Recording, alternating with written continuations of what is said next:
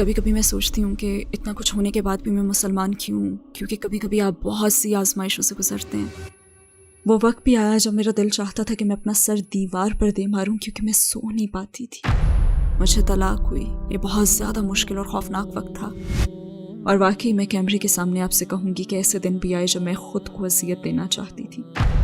मुझे याद है कि मैं बाथरूम में अपना चेहरा देख रही थी और मुझे इससे इस कदर नफ़रत महसूस हुई कि मैं अपना चेहरा नोच लेना चाहती थी। अपनी फैमिली के बगैर मेरी ज़िंदगी का हर पहलू मुश्किल था, क्योंकि मैं उन सब के बहुत करीब थी और मुझे उन सब से बहुत मोहब्बत थी। ऐसा हमेशा होता है। मैं कब तक ये करती रहूंगी? मैं कब तक अपनी मदद के लिए दूसरों पर भरोसा करूंगी, जबकि अल्लाह खुद कहता है, आओ मेरी तरफ, मेरे पास आओ, मुझे याद करो, मैं तुम्हें याद करूंगा। अस्सलामु अलैकुम सिस्टर हानिया आदम, हमारी दावत कबूल करने का शुक्रिया। आपको अपने साथ देखना हमारे लिए खुशी की बात है। मेरा पहला सवाल ये है कि हानिया आदम कौन हैं? क्या आप अपनी ज़िंदगी के मुतालिक हमें मुख्तसरन बता सकती हैं? वालेकुम अस्सलाम वरहमतुल्लाहि वबरकातुहू। मैं 3 बच्चों की माँ हूँ अल्हम्दुलिल्लाह। मैंने एक सिख ख़ानदान में परवरिश पाई। मेरे वालिदैन इंडियन हैं और मैं यूके में पली बड़ी हूँ। शानदार बचपन गुजरा अल्हम्दुलिल्लाह। बहुत ही मोहब्बत करने वाले वालिदैन मिले। मगर मैं शायद 24 या 25 साल की उम्र में मुसलमान हो गई थी, और ये मेरी फ़ैमिली के लिए बहुत बड़ा सदमा था। और अल्हम्दुलिल्लाह ग्रीन लेन मस्जिद में और हर उस ऑर्गेनाइजेशन के साथ काम कर रही हूँ जिसकी मैं खिदमत कर सकती हूँ। अकीदे के लिहाज से आपकी ज़िंदगी कैसी थी? आपका किस पर ईमान था? जब बड़ी हुई तो मेरे वालिदैन ने मुझे सिख अकीदा सिखाया, जो मुझे बहुत अच्छा लगता था। जैसे मुझे गोल्डन टेम्पल अमृतसर जाना भी याद है, बहुत मज़ा आया था। मुझे हेमकुंड साहब को विज़िट करना भी याद है, जो कि हिंदू आश्रम के तौर पर ज़्यादा पहचाना जाता है। वहाँ भी बहुत ज़्यादा मज़ा आया। और मुझे याद है कि बहुत ही छोटी उम्र से ना मैं अपनी ज़िंदगी में खुदा की ज़रूरत को महसूस किया करती थी, और जब मैं उन जगहों पर जाती तो मुझे ज़्यादा खुशी और इत्मीनान महसूस होता था। मैं कह सकती हूँ कि मेरी परवरिश के दौरान अल्हम्दुलिल्लाह मेरे वालिदैन ने मुझे बहुत अच्छी बातें सिखाई थीं। उन्होंने मुझे मेहनत करने, तालीम हासिल करने और ईमानदारी जैसे अच्छे अखलाक दिए। उन्होंने मेरी बहुत अच्छी परवरिश की अल्हम्दुलिल्लाह। शायद यूनिवर्सिटी का ज़माना था जब मैं बड़ी हद तक सेक्युलर ज़िंदगी जी रही थी, यानी मैं मज़हब को तो फॉलो कर ही नहीं रही थी। हाँ, एक रूहानी ताल्लुक ज़रूर था, मगर मैं किसी मज़हब पर अमल नहीं करती थी। मैं आपको सच बताऊंगी कि शराब पीना मेरे लिए कोई मसला नहीं था। जैसा चाहती मैं वो वैसा ही लिबास पहनती, कोई मसला था ही नहीं, बल्कि ये सब तो मेरे लिए नॉर्मल था। मुझे इसमें कोई ख़राबी नहीं लगती थी। ये मेरा नॉर्मल लाइफ स्टाइल था उस वक्त। तो मुसलमान होने से पहले मैं बस ऐसी ही ज़िंदगी गुजार रही थी। आपने इस्लाम के मुतालिक पहली बार कब सुना? क्या आपके जहन में कोई तासब था? हाँ, शायद मैं थोड़ी सी इस्लामोफोबिक थी। मैं सोचती थी कि तब इराक़ और दूसरी जगहों पर काफ़ी कुछ चल रहा था, और शायद मैं अल्लाह अकबर के अल्फाज सुनकर ना खौफज़दा हो जाती थी। ये अल्फाज मुझे खौफज़दा कर देते थे, और मैं ये समझती थी कि सारे मुसलमान मर्द बहुत सख्त होते हैं, अपनी बीवियों को मारते हैं, और बस इस तरह की सोचें थी। और हज़रत आयशा रज़ियल्लाहु ताला अन्हा और उनकी उम्र का जो मामला था वो हमेशा मेरे जहन में रहता था। मतलब बहुत से उल्टे ख़यालात थे। मैं ये सोचती थी कि मुसलमान औरतें जो हैं वो तो बहुत मसलूम हैं, उन्हें हिजाब क्यों पहनाया जाता है, ये तो ठीक नहीं है। मेरे बहुत से एतराज़ात थे। इस्लाम की तरफ आपका सफ़र कैसे शुरू हुआ? इस्लाम की कौन सी बात ने आपको सबसे ज़्यादा मुतासिर किया? मज़े की बात यह है कि मुसलमान औरतों के मतलब मेरे इन ख़यालात के बावजूद मैंने इस्लाम में सबसे पहले औरतों पर ही गौर करना शुरू किया था। मैंने इंटरनेट पर बहुत से लेक्चर सुने, मैंने बहुत कुछ पढ़ा। वो दारुस्सलाम की एक किताब है, इस्लाम की अजीम औरतें, बहुत शानदार किताब है। मेरा ख्याल था कि मुसलमान औरतें हैं ना वो बहुत मसलूम हैं, लेकिन जब मैंने इस्लाम का मुताला शुरू किया तो मुझे एहसास हुआ कि असल में मुआशरा ही औरतों पर जुल्म कर रहा है। इस्लाम तो बहुत एडवांस्ड मज़हब है, दर हकीकत ये इतना ज़्यादा एडवांस्ड है कि शायद हम ही बतौर मुआशरा अभी तक उस तक पहुँच ही नहीं सके। और इंशाल्लाह ये एक बार फिर से उभरेगा, क्योंकि इस वक्त जिनसी शनाख्त और ख्वाहिशात के हवाले से हमें जिन भी मसाइल का सामना है, मेरे ख्याल में तो इस्लाम के पास ही इन सब का जवाब है। और शायद वो वक्त भी आ चुका है कि अब हम इसमें दिलचस्पी लें, क्योंकि इस्लाम औरतों को कई तरह से आज़ादी देता है। दर हकीकत वो औरतों को इस मकाम पर रखता है। तो अगर मुआशरा ये बात समझ लेना तो वो मेरी तरह मान लेगा कि सुबहान अल्लाह।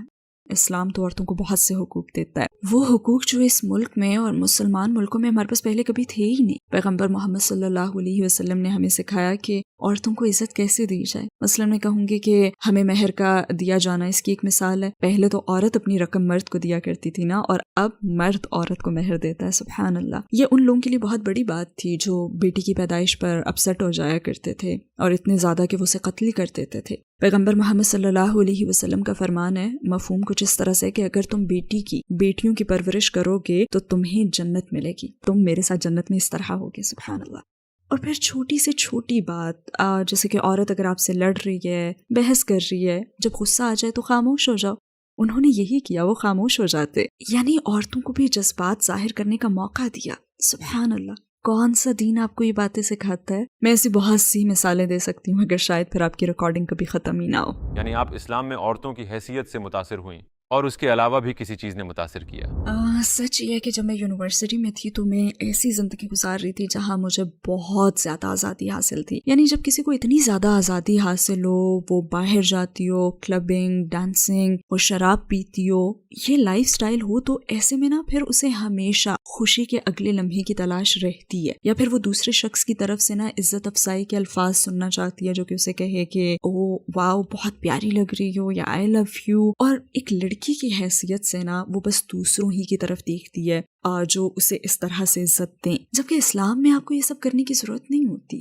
یہاں عزت افزائی دوسروں کی طرف سے نہیں آتی۔ پیغمبر محمد صلی اللہ علیہ وسلم نے ہمیں سکھایا کہ ہماری قبولیت سب سے پہلے اللہ سبحانہ و تعالیٰ کی طرف سے ہوتی ہے، اور جب آپ اللہ اور پیغمبر محمد صلی اللہ علیہ وسلم سے محبت کرنا سیکھ لیتے ہیں نا، تو پھر عجیب اطمینان محسوس کرتے ہیں۔ آپ کو یہ الفاظ سننے کے لیے نا پھر کسی بھی مرد پر بھروسہ نہیں کرنا پڑتا، اور اگر وہ بھی آپ کو مل جائے تو یہ تو اللہ کی رحمت ہے نا، اور آپ اس طرح ساتھ ہو جاتے ہیں، اس طرح نہیں، اس طرح ساتھ۔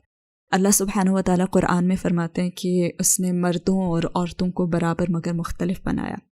یہ کتنی کمال کی بات ہے نا یہ۔ اور میں نے اس سے یہ سمجھا ہے کہ جب اللہ سبحانہ و تعالیٰ آپ کو کہتے ہیں نا کہ عورت خود کو ڈھانپ کر رکھے، حجاب پہنے، تو اس لیے کہ اس نے ہمیں ایک دوسرے سے مختلف بنایا ہے۔ مجھ میں اچھا لگنے، خوبصورت لگنے کی خواہش ہو سکتی ہے، مگر اللہ نے مردوں کو مختلف بنایا ہے۔ وہ آپ کو دیکھ کر یہ سوچ سکتا ہے کہ میں اس کے پاس جا سکتا ہوں، میں یہ کر سکتا ہوں، یا پھر یہ میں کہہ سکتا ہوں۔ لہٰذا اللہ فرماتا ہے کہ خود کو محفوظ بناؤ، خود کو ڈھانپ کر رکھو، مگر مرد میں خواہش ہمیشہ رہے گی۔ ہاں، جب یہ تعلق حلال ہو جائے تو آپ اس سے لطف اندوز ہوتے ہیں، اور اگر آپ کے پاس نہ ہو تو پھر آپ غیر مطمئن رہتے ہیں۔ وہ کون سی بنیادی بات ہے جس نے آپ کو قائل کیا کہ اسلام ہی 100% سچ ہے؟ السلام علیکم بھائیوں اور بہنوں، ہمیں احساس ہوا ہے کہ ہمارے چینل پر 80% ناظرین بشمول اس ویڈیو کے ہمارے سبسکرائبرز نہیں ہیں۔ جیسا کہ آپ جانتے ہیں کہ ہم غیر منافع بخش تنظیم ہیں اور ہماری ویڈیو پر اشتہارات غیر فعال ہیں۔ ٹوورڈز ایٹرنٹی صرف ایک یوٹیوب چینل ہی نہیں بلکہ ایک مدرسہ بھی ہے۔ یہاں ہم خود کو اور نوجوانوں کو اسلامی تعلیم سے آراستہ کرتے ہیں، لہٰذا ہمارے اس مطالبے کا واحد مقصد سچائی کو پھیلانا ہے۔ ہو سکتا ہے بظاہر یہ چھوٹا عمل لگے، لیکن انشاءاللہ یہ ہمیں لاکھوں لوگوں تک پہنچنے میں مدد کرے گا۔ آئیے اب لائک اور سبسکرائب بٹن پر کلک کریں اور ساتھ مل کر ٹوورڈز ایٹرنٹی کا سفر کریں۔ وہ کون سی بنیادی بات ہے جس نے آپ کو قائل کیا کہ اسلام ہی 100% سچ ہے؟ گرین لین مسجد جانے کے حوالے سے مجھے وہاں پہلی مرتبہ جانا یاد ہے، جب میں نے بہت ساری ایسی بہنوں کو دیکھا جو سر سے پیر تک سیاہ برقعے میں ڈھکی ہوئی تھیں۔ یہاں ہیری پوٹر کا ذکر کرنا تھوڑا فنی ہوگا، مگر وہاں مجھے ہیری پوٹر کا ایک سین یاد آ گیا جب ہاگورٹس میں وہ سب ایسے ہی لباس میں تھے، تو میرے ذہن میں پہلی چیز یہی آئی تھی، اور پھر میں نے سوچا واو، انہوں نے اپنی مرضی سے یہ لائف سٹائل چنا ہے۔ مطلب میں بھی اس طرح کا اعتماد محسوس کرنا چاہتی ہوں، کیونکہ میں تو ابھی منی اسکرٹ میں گھومتی ہوں نا، لیکن میں جاننا چاہتی ہوں کہ اس لباس میں سڑکوں پر چلنا کیسا لگتا ہے۔ اور صرف یہی نہیں بلکہ وہ سب تو بہت ملنسار، بہت محبت کرنے والی، مہربان اور مددگار تھی۔ اور سچی بات یہ ہے کہ کبھی کبھی دوسروں سے بات نہ کرنا نا اپنے لیے ہی مشکلات پیدا کرنے کا سبب بنتا ہے۔ جیسے میں نے حجاب پہننے والی مسلمان عورتوں سے تو کبھی بات کی ہی نہیں تھی، بلکہ میں نے کسی بھی مسلمان عورت سے بات نہیں کی تھی، لہٰذا میرے لیے یہ پہلا موقع تھا۔ انہوں نے تو مسکرا کر میرا استقبال کیا، جبکہ ہم لوگوں میں تو اتنے تعصبات اور اتنے غلط خیالات ہیں، اور ہم سمجھتے ہیں کہ حجاب والی عورتیں تو مسکراتی نہیں ہیں، اور یہی وہ عورتیں تھیں جو مسکرا بھی رہی تھیں، ہنس بھی رہی تھیں، مذاق بھی کر رہی تھیں۔ اور میں نے سوچا کہ یہ تو نارمل ہے، یہ بھی انسان ہے، وہ سیاہ گاؤن میں حرکت کرتی ہے، کوئی پتلیاں نہیں ہیں، یہ انسان ہے، اور کتنی عظیم عورتیں ہیں۔ آپ نے کلمہ کیسے پڑھا اور آپ کو کیسا محسوس ہوا؟ میں نے اسی مسجد کے اپنے اگلے ہی وزٹ میں کلمہ پڑھ لیا تھا، الحمدللہ۔ وہاں تقریباً 60 سے 70 لوگ تھے، اور اس وقت مجھ سے قریب ترین فرد جس نے مجھے کلمہ پڑھوایا تھا وہ اب بھی مجھ سے سب سے زیادہ قریب ہے الحمدللہ.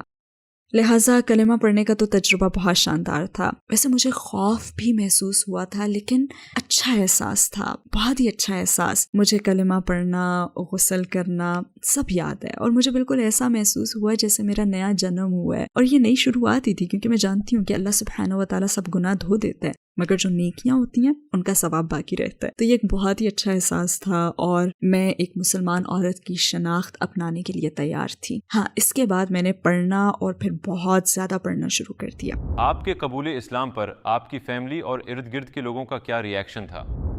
وہ بہت بہت مشکل وقت تھا مگر اس مشکل وقت کے ساتھ آسانی بھی تھی. ہاں، میں نے اسے نہیں پہچانا کیونکہ انہوں نے مجھ سے تعلق بالکل ہی توڑ لیا تھا، لہٰذا میرے پاس سوائے اللہ کے کوئی نہیں تھا. اسلام قبول کر کے میری شادی بھی بہت مشکل کا شکار ہو گئی تھی. بچوں کی ماں ہونا خود ایک بہت بڑی مشکل ہے. اپنی فیملی کے بغیر میری زندگی کا ہر پہلو ہی مشکل تھا کیونکہ میں ان سب کے بہت قریب تھی اور مجھے ان سب سے بہت محبت تھی. وہ وقت بھی آیا کہ جب میرا دل چاہتا تھا کہ میں اپنا سر دیوار پر مار دوں کیونکہ میں سو نہیں پاتی تھی. جب آپ اتنی اذیت میں ہوں تو دماغ سکون نہیں پاتا اور دماغ میں بار بار خیالات کی بھرمار رہتی ہے. میں جس بھی چیز کی طرف دیکھتی تو سب سے پہلے اپنے ماں باپ اور اپنی فیملی کی طرف میرا دھیان جاتا. اگر میں سپر مارکیٹ جاتی تو مجھے ویکینڈز پر اپنے ابو کے ساتھ سپر مارکیٹ جانا اور گروسری کی شاپنگ کرنا یاد آتا. اگر میں آسٹا میں کوئی گانا سنتی تو اس گانے پر اپنی بہن کے ساتھ ڈانس کرنا یاد آتا. اور اگر میں ٹی وی پر کوئی پروگرام دیکھتی تو اپنے بھائی کے ساتھ اسے دیکھنا یاد آتا. اور جب میری شادی شدہ لائف میں کوئی مشکل آتی تو بھی میں دوڑ کر اپنی فیملی کے پاس جانا چاہتی تھی لیکن میں جا نہیں سکتی تھی. تو بس بے بسی سے باہر نکل کر میں کار میں بیٹھ جایا کرتی تھی. تو وہ بہت زیادہ مشکل وقت تھا. اپنی فیملی کے بغیر جینا بہت مشکل ہے، تب بھی بہت مشکل تھا اور اب بھی مشکل ہے. لیکن مسلمان کی حیثیت سے ہم اس پر صبر کرتے ہیں اور ہم صحابہ کے قصوں سے جانتے ہیں کہ ان کے ساتھ بھی یہی ہوا تھا اور انہیں فیملی نے چھوڑ دیا تھا. ہم جانتے ہیں کہ پیغمبر محمد صلی اللہ علیہ وسلم نے اپنے چچاؤں کو کہا تھا کہ دیکھیں میں مختلف زندگی گزاروں گا. ہم جانتے ہیں کہ وہ لوگ بھی انسان تھے اور ان میں احساسات تھے. اب مجھ میں ان کے خلاف کوئی بھی بکس نہیں ہے. میں بس آپ سے اتنا ہی کہوں گی کہ میری ماں اب بھی میری رول ماڈل ہیں. وہ اب بھی مجھے دنیا کی ہر چیز سے زیادہ پیاری ہیں، بالکل ایسے جیسے محمد صلی اللہ علیہ وسلم کو اپنے غیر مسلم چچا سے محبت تھی. وہ اپنے چچا کے لیے روئے اور ان کے لیے سب کچھ کیا. میرے بھی اپنی ماں کے لیے وہی احساسات ہیں. وہ ایک شاندار عورت ہیں اور انہیں اس رویے کا حق ہے. میں نے ان کا دل توڑا ہے اور میں اپنی موت تک نہ اپنی ماں کا دل دکھانے کے لیے ان سے معافی مانگتی رہوں گی. لہٰذا میں ان کے لیے دعا کرتی ہوں. مجھے ان سب سے محبت ہے اور میں آپ کو کہہ سکتی ہوں کہ وہ لوگ بہت اچھے انسان ہیں. ہاں، مجھے پچھتاوا صرف یہ ہے کہ میری وجہ سے میرے والدین کی آنکھوں میں آنسو آئے. میرے خیال میں وہ وقت بھی آیا جب میں اسلام اور اپنے فیصلے کا دفاع کرنے کی کوشش کر رہی ہوتی تھی اور شاید اس سب میں نے اپنی ماں سے بہت تیز آواز میں بات کی اور شاید کسی وقت ان پر میں چیخی بھی تھی. مجھے پچھتاوا ہے کیونکہ اللہ سبحانہ و تعالیٰ قرآن میں فرماتے ہیں، مفہوم کچھ اس طرح سے ہے کہ تم اپنے والدین کے ساتھ انتہائی عزت سے پیش آؤ چاہے وہ مسلمان ہوں یا نہ ہوں. کبھی کبھی میں سوچتی ہوں کہ اتنا کچھ ہونے کے بعد بھی میں مسلمان کیوں ہوں، کیونکہ کبھی کبھی آپ بہت سی آزمائشوں سے گزرتے ہیں. جیسے میں نے کہا نا کہ میرے دماغ میں ہمیشہ یہ سوچ رہتی تھی کہ جیسے میری فیملی میرے پاس ہے نا، وہ تقریباً مجھ سے صرف 1 گھنٹے کی مسافت پر رہتے ہیں اور پھر بھی میں اب تک یہ زندگی کیوں گزار رہی ہوں جبکہ میں اتنی مشکل میں ہوں. میں اپنے بچوں کے لیے مالی طور پر ہر لحاظ سے جدوجہد کر رہی ہوں، پھر بھی میں مسلمان کیوں ہوں؟ اور میرے خیال میں نا یہی بات مجھے ثابت قدم رکھتی ہے کیونکہ مثال کے طور پر مجھے طلاق ہوئی. یہ بہت زیادہ مشکل اور خوفناک وقت تھا اور اس وقت میں بالکل اکیلی تھی اور بالکل سچ کہوں گی کہ میرے لیے زندہ رہنا بھی مشکل ہو گیا تھا. مجھے نہیں معلوم تھا کہ میں زندہ رہنا چاہتی بھی ہوں یا نہیں. بہت سارے مسائل تھے جن سے اس وقت میں اکیلے لڑ رہی تھی اور اس وقت میں اپنی آنٹی سے ملنے گئی تھی. ویسے میں ارادہ کر کے نہیں گئی تھی، بس ایک اتفاق ہی تھا یہ. میں ان کی دہلیز پر کھڑی تھی اور 10 سال میں پہلی مرتبہ میرے خاندان کے کسی فرد نے مجھ سے محبت کا سلوک کیا تھا. وہ کمال کی عورت ہے. انہوں نے میرے لیے چائے بنائی. وہ میرے پاس بیٹھی اور کہنے لگی، تم ٹھیک ہو؟ بالکل ایسے ہی کہا تھا، تم ٹھیک ہو؟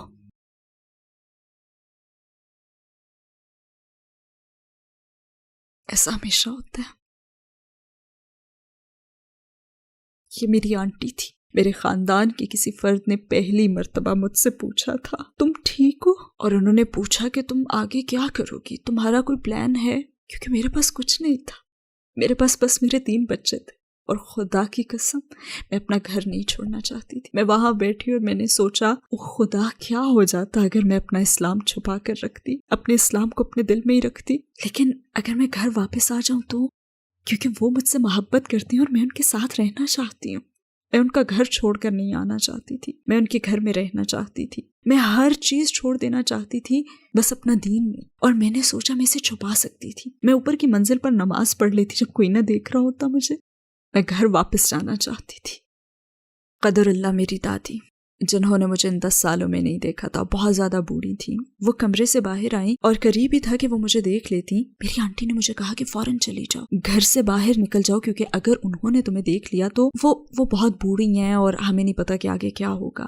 بس انہوں نے مجھے گھر سے پچھلے دروازے سے بس نکل بھاگنے کو کہا اور مجھے گھر سے نکلنا پڑا. کوئی گڈ بائی نہیں، کوئی الوداعی بات نہیں، اور میں جلدی سے گھر سے نکل گئی اور اپنی کار میں بیٹھی. اور میرا پہلا ری ایکشن یہ تھا کہ کسی کو فون کروں، کیونکہ اب بس میں گھر پر رکنا چاہتی ہوں. میں اپنی فیملی میں واپس جانا چاہتی ہوں. میرے پاس کچھ نہیں ہے، میرے پاس کوئی نہیں ہے. اور پہلا کام جو میں نے کیا وہ یہ تھا کہ میں نے اپنی انتہائی نیک سیرت دوست کو فون کیا، مگر اس نے فون نہیں اٹھایا. میں چاہتی تھی کہ وہ مجھے دلاسا دے کہ نہیں پیاری دوست، سب ٹھیک ہے، اٹس اوکے. پھر میں نے دوسری دوست کو فون کیا کیونکہ اس کی قرات خوبصورت تھی اور میرا قرآن سننے کا دل چاہ رہا تھا، لیکن اس نے بھی فون نہیں اٹھایا. اور پھر میں نے سوچا کہ میں کب تک یہ کرتی رہوں گی، میں کب تک اپنی مدد کے لیے بس دوسروں پر بھروسہ کروں گی، جبکہ اللہ تو خود کہتا ہے آؤ میری طرف، میرے پاس آؤ، تم مجھے یاد کرو، میں تمہیں یاد کروں گا. آپ کا تو اپنے اللہ سے رابطہ ڈائریکٹ ہے. اور پھر میں کار میں بیٹھ گئی اور میں نے آیت الکرسی پڑھی، میں نے 3 کل پڑھے اور میں نے اللہ سے التجا کی میرا دین قائم رکھنا. میں اس وقت اللہ سبحانہ و تعالیٰ کے سامنے گڑ گڑائی، میرا دین قائم رکھنا، بس میرا دین قائم رکھنا، میں اس کے لیے سب کچھ سہنے کے لیے تیار ہوں، بس مجھے مسلمان کی موت دینا. میں نے یہ دعا کی اور میرے خیال میں یہ ایک اور اہم ترین لمحہ میری زندگی میں آیا تھا جب میں نے جانا کہ ہاں میں مسلمان ہوں. کیونکہ شیطان آپ کے پاس بہت مرتبہ آئے گا اور اسلام کے بارے میں آپ کے دل میں وسوسے پیدا کرے گا. کیا میں مسلمان ہوں؟ میں کس کے لیے مسلمان ہوں؟ میں کیوں مسلمان ہوں؟ مجھے اسلام کے متعلق کون سی بات آخر پسند ہے؟ شیطان آپ کے پاس اس وقت آئے گا جب آپ بہت کمزور اور بے بس ہوں گے. شیطان آپ کے پاس آتا ہے. لہٰذا دین سیکھنے کے وہ تمام 9-10 سال اس وقت ڈھال بن کر میرے سامنے آ گئے تھے. لہٰذا میں بچوں سے بھی بس یہی ایک بات کہتی ہوں کہ کیونکہ وہ بھی نہ سمجھ ہے نا، وہ اسلام کی روحانیت کو محسوس ہی نہیں کر سکتے، وہ بھی بہت چھوٹے ہیں اور ان کی نظر میں زندگی بہت بڑی ہے. میں انہیں کہتی ہوں کہ علم سیکھتے رہو، کیونکہ آپ نہیں جانتے کہ جس لمحے آپ مشکل میں گھرتے ہو تو جو کچھ آپ نے سیکھا ہوتا ہے نا، چاہے سیکھنے کا مقصد جانے بغیر ہی سیکھا ہو، وہ آپ کی مدد کے لیے آتا ہے اور مشکل وقت میں آپ اور آپ کی زندگی کو بچاتا ہے. تو جب آپ کی امی کہیں نا کہ مدرسے جاؤ، جب آپ کی امی آپ سے کہیں چلو اپنی اسلامک سٹڈیز کا سبق لینے جاؤ، تو جایا کرو. نو مسلموں کو بھی میں یہی کہوں گی کہ علم سیکھتے رہیں. آپ بس اس لیے مسلمان نہیں ہیں کہ میں اللہ پر ایمان رکھتا ہوں، نہیں، جائیں اور علم سیکھیں، دین پڑھیں، محنت سے سیکھیں اور اسے روزانہ پڑھتے رہیں، چاہے تھوڑا ہی سے. کیونکہ جب آپ پر کوئی مشکل آئے گی تو شیطان آپ کے پاس آئے گا اور آپ کا ایمان چھیننے کی کوشش کرے گا. اس وقت اچانک نا آپ کی تمام سیکھی ہوئی جو چیزیں ہوتی ہیں نا، وہ آپ کے ذہن میں آ جائیں گی اور آپ کو پھر بچا بھی لیں گی، جیسے مجھے اس دن بچا لیا. میں آپ کے سامنے اور مثالیں بھی دے سکتی ہوں، اور واقعی کیمرے کے سامنے میں آپ سے کہوں گی کہ ایسے دن بھی آئے جب میں خود کو اذیت دینا چاہتی تھی. مثلا مجھے یاد ہے کہ میں باتھ روم میں اپنا چہرہ دیکھ رہی تھی اور مجھے اس سے اس قدر نفرت محسوس ہوئی کہ میں اپنا چہرہ نوچ لینا چاہتی تھی. اور بدترین چیز یہ کہ ایسی کیفیت باتھ روم میں ہوئی تھی جہاں پہ آپ اعوذ باللہ من الشیطان الرجیم بھی نہیں پڑھ سکتے. جب آپ بے بس ہونا تو اس وقت کبھی بھی باتھ روم نہ جائیں. خیر بہرحال پھر میرے ذہن میں نا ایک آواز گونجی کہ کھڑکی سے باہر دیکھو. میں نے کھڑکی سے باہر دیکھا تو آسمان نظر آیا. میں بس تیزی سے سیڑھیاں اتری اور اپنے دروازے کھول کر میں گارڈن میں چلی گئی. میں نے آسمان کی طرف دیکھا، اوپر آسمانوں میں دیکھا، کیونکہ مجھے قرآن کی آیت یاد ہے، شاید یہ قرآن میں ہے یا شاید حدیث ہے. اللہ سبحانہ و تعالیٰ فرماتے ہیں، اس کا مفہوم کچھ یوں ہے کہ ایمان والوں کو چاہیے کہ وہ آسمان کو دیکھیں جو ان کے لیے ایک نشانی ہے. اور بس میں اپنے گھٹنوں پر بیٹھ گئی اور اللہ سے التجا کی، یا اللہ مجھے دین پر قائم رکھنا. اسی میں آزادی ہے، اسی میں اطمینان ہے، جس میں ہمیں کسی بھی انسان پر بھروسہ کرنا ہی نہیں پڑتا. آپ کو کسی اور انسان کی ضرورت نہیں رہتی، آپ کو اپنی زندگی میں اللہ سبحانہ و تعالیٰ کی ضرورت ہوتی ہے. اور بس میں نے یہی کیا، لہٰذا میں نے خود کو اذیت نہیں دی کیونکہ میرے پاس اللہ ہے. تو آپ کی 14 سالہ مسلمان زندگی کے لمحات میں وہ کون سا لمحہ تھا جب آپ کو اپنی فیملی کی سب سے زیادہ ضرورت محسوس ہوئی مگر وہ لوگ آپ کے پاس نہیں تھے؟ جب شادی میں مشکلات پیش آئی تھی تب مجھے اپنے والد کی ضرورت تھی، مجھے یہ تحفظ چاہیے تھا، مجھے ان کے تحفظ کی ضرورت تھی۔ ہر عورت کو کم سے کم ایک بھائی کی ضرورت ہوتی ہے، جیسے مجھے اس وقت اپنے بھائی کی ضرورت تھی۔ تب مجھے ان لوگوں کی سب سے زیادہ کمی محسوس ہوئی تھی، اور اپنی زندگی کے ہر موقع پر ایک محرم کے تحفظ اور سیکیورٹی کی کمی۔ ہم یہ باتیں سنتے ہیں نا کہ اے عورتوں ہمیں مردوں کی ضرورت ہی نہیں ہے، کم آن، آپ کو یقیناً ضرورت ہے۔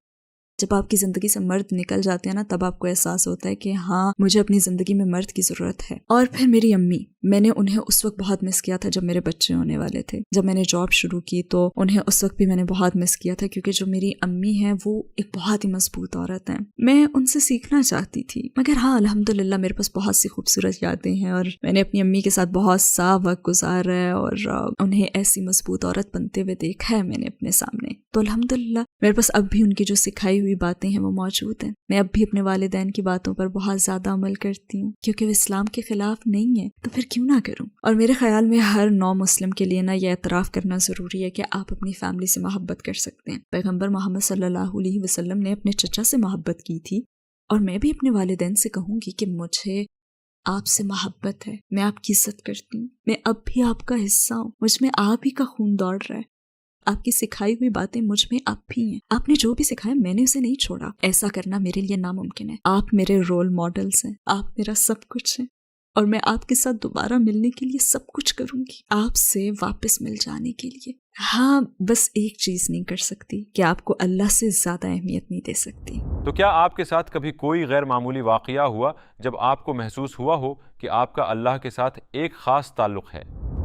میرا خیال ہے کہ میں نے اپنی زندگی کی بہت سی مشکلات بتائی ہیں، مگر پلیز مجھے وہ رحمتیں بھی بتانے دیں جو اللہ نے مجھ پر نچھاور کی ہیں الحمدللہ۔ میں آپ کو ایسے 2 لمحات بتاؤں گی۔ ایک وقت تھا جب میں واقعی میں بہت مشکل میں تھی، انفیکٹ ایسے بہت سے موقع آئے ہیں جب میں بہت مشکل میں گھری ہوئی تھی، سبحان اللہ۔ کسی نے مجھے کہا کہ دیکھو جب تم کسی مشکل میں ہو تو اپنے بچوں کے پاس جاؤ جب وہ سو رہے ہوں، اور انہیں سوتا ہوا دیکھو۔ میں نے ایسا ہی کیا۔ وہ بھی ایسے ہی ایک مشکل وقت تھا جب میں زندگی سے ہار ماننے کو تیار تھی، بس مجھے خود سے نفرت ہو گئی تھی، اور میں یہی سمجھتی تھی کہ میں لوگوں پر بوجھ بن گئی ہوں۔ خیر پہلے میں اپنی بیٹی کے کمرے میں گئی، اس وقت وہ تقریباً 11 سال کی تھی، مگر جب سو رہی ہوتی تو میری 5 سال کی معصوم بیٹی لگتی تھی وہ۔ سبحان اللہ، میری بیٹی، یہ میری بیٹی ہے، اللہ سبحانہ و تعالیٰ نے یہ بیٹی مجھے دی ہے، اللہ سبحانہ و تعالیٰ نے اسے میرے ذریعے اس دنیا میں بھیجا ہے۔ اور پھر میں اپنے بیٹوں کے کمرے میں گئی، وہ بہت گہری نیند سو رہے تھے، اور پھر مجھے نا سورہ ملک کی وہ آیت یاد آئی، مفہوم جس کا یہ ہے کہ تم بہت کم شکر ادا کرتے ہو۔ اور میں نے سوچا کہ آخر میں کیسے شکوہ کر سکتی ہوں، میں کیسے خود سے نفرت کر سکتی ہوں، جبکہ اللہ سبحانہ و تعالیٰ نے مجھے اتنی رحمتیں، 3 بچے دیے۔ اور اس لمحے میں نے خود کو اللہ سے بہت قریب پایا تھا، کیونکہ میں نے اسے پہچانا، میں نے اس کا شکر ادا کیا، اور خود کو اس کے بہت قریب محسوس کیا۔ ہمارے پیغمبر صلی اللہ علیہ وسلم کی کون سی بات نے آپ کو سب سے زیادہ متاثر کیا؟ ان کے کردار نے، ہمیشہ ان کے کردار نے، اور سب سے پہلے تو عورتوں کے ساتھ ان کا حسن سلوک، کہ آپ نے اس شخص سے بات کرنا پسند ہی نہیں کی جو اپنی بیٹی کو پیار نہیں کرتا، اور پھر اپنی بیویوں کے جذبات اور احساسات کا وہ کتنا احترام کرتے تھے، اور ایسے وقت میں بہترین رویہ بھی اپناتے تھے۔ اور پھر وہ ایک واقعہ جہاں پہ ایک صحابی نے آپ صلی اللہ علیہ وآلہ وسلم کو ڈنر پر انوائٹ کیا، تو آپ صلی اللہ علیہ وسلم نے اس سے پوچھا کہ کیا عائشہ کو بھی دعوت دی ہے؟ تو اس نے کہا نہیں، تو آپ نے بھی اس دعوت کو قبول نہیں کیا تھا۔ ان کی ہر بات، ان کی شرافت، اپنی بیویوں کے درمیان برابر کا سلوک، گھر میں ان کی نرم مزاجی، اور پھر میدان جنگ میں ان کی طاقت، ہر چیز نے ہی متاثر کیا۔ طائف میں جب وہ مدد مانگنے گئے تو وہاں ان پر ظلم کا ہونا، پھر بھی دیکھیں انہوں نے جواب میں کیا کیا، وہ روئے بھی ہیں۔ آج کے مرد سمجھتے ہیں کہ ہم رو نہیں سکتے، ہماری انا کا مسئلہ ہے، نہیں، وہ روئے بھی ہیں۔ اور ہم جنس کے متعلق بات کرتے ہیں، مرد کی حیثیت، عورت کی حیثیت۔ پیغمبر محمد صلی اللہ علیہ وسلم کو دیکھیں۔ ویسے آج کل میں یاسر قاضی کی لکھی ہوئی ان کی سیرت پڑھ رہی ہوں، اور ہر پیراگراف سے مجھے کچھ نہ کچھ سیکھنے کو مل رہا ہے، الحمدللہ۔ بہت ہی شاندار کتاب ہے ماشاءاللہ، میں ہر ایک کو یہ پڑھنے کا کہتی ہوں، اور اس میں ان کی وفات تک ہر چیز موجود ہے۔ اور اس میں حضرت عائشہ رضی اللہ تعالیٰ عنہا کے سر درد کی شکایت کا بھی واقعہ ہے۔ انہوں نے اپنے سر درد کی شکایت کی تھی تو آپ صلی اللہ علیہ وسلم نے فرمایا کہ نہیں، بلکہ میرا سر درد سے پھٹ رہا ہے اور میرا دم نکل رہا ہے، سبحان اللہ۔ انہوں نے ہر مشکل سہی تاکہ ہم اچھے مسلمان بنیں اور جنت میں جا سکیں۔ وہ اپنی فیملی، اپنے مال کے حوالے سے ہر آزمائش سے گزرے. کس لیے؟ ہمارے لیے. اسلام سے پہلے آپ کی زندگی کا کیا مقصد تھا اور اسلام کے بعد کیا ہے؟ خدایا، میرا مقصد گھر واپس جانا ہے. باخدا میں گھر جانا چاہتی ہوں. گھر، مجھے بس گھر جانا ہے. اور میں چاہتی ہوں کہ اللہ سبحانہ و تعالیٰ مجھے میری فیملی لوٹا دے. یہی میرا مقصد ہے.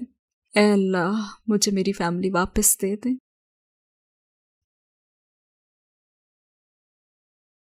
یہ تھوڑی سی زندگی ہے.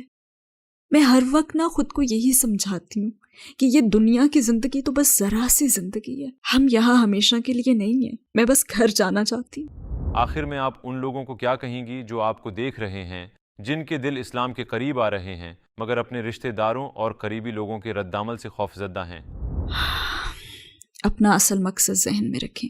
آپ کا اصل مقصد ہے، دیکھیں، چاہے آپ میں ایک ذرہ ایمان ہو نا، چاہے آپ میں ایمان کا ذرا سا ہی احساس ہو، آپ کا اصل مقصد جنت میں پہنچنا ہے.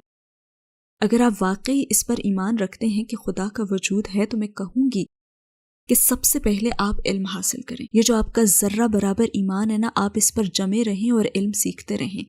شیطان کو اپنے پاس نہ آنے دیں کہ کہیں وہ اتنا سا ایمان بھی نہ لے جائے، کیونکہ شروع میں وہ اس کی سخت کوشش کرے گا. شیطان آپ کے پاس بھرپور انداز میں آئے گا اور آپ کو دوبارہ کافر بنانے کی کوشش کرے گا. اس لیے سیکھیں، خود کو علم دیں، اپنے مقاصد طے کریں، اپنے ذہن میں اپنا ٹارگٹ رکھیں. اور میں آپ کو بتاؤں کہ میرے ذہن میں یہ خیالات آتے تھے، میرے دماغ میں یہ باتیں چلتی تھی.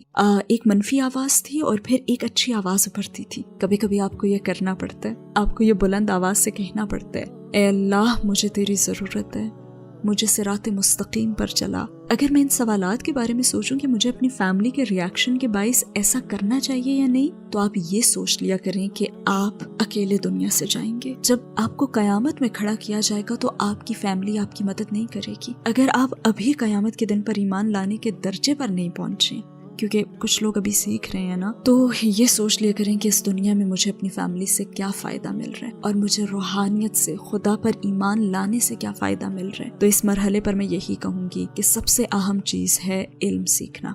بس علم حاصل کرتے رہیں، کیونکہ یہ آپ کو منزل تک پہنچا دے گا. اور اپنے دل میں سچی تڑپ رکھیں کہ آپ وہاں تک پہنچنا چاہتے ہیں. اللہ تعالیٰ فرماتے ہیں، مفہوم یہ ہے کہ میری طرف قدم بڑھاؤ، رکے نہ رہو. تو ایسے کہا جا سکتا ہے کہ دین میں ہمیں اللہ کی طرف بڑھنے کی ترغیب دی گئی ہے. اگر آپ مسلمان ہونے کا سوچ رہے ہیں تو ایک اور قدم آگے بڑھائیں، اللہ آپ کی طرف دوڑ کر آئے گا.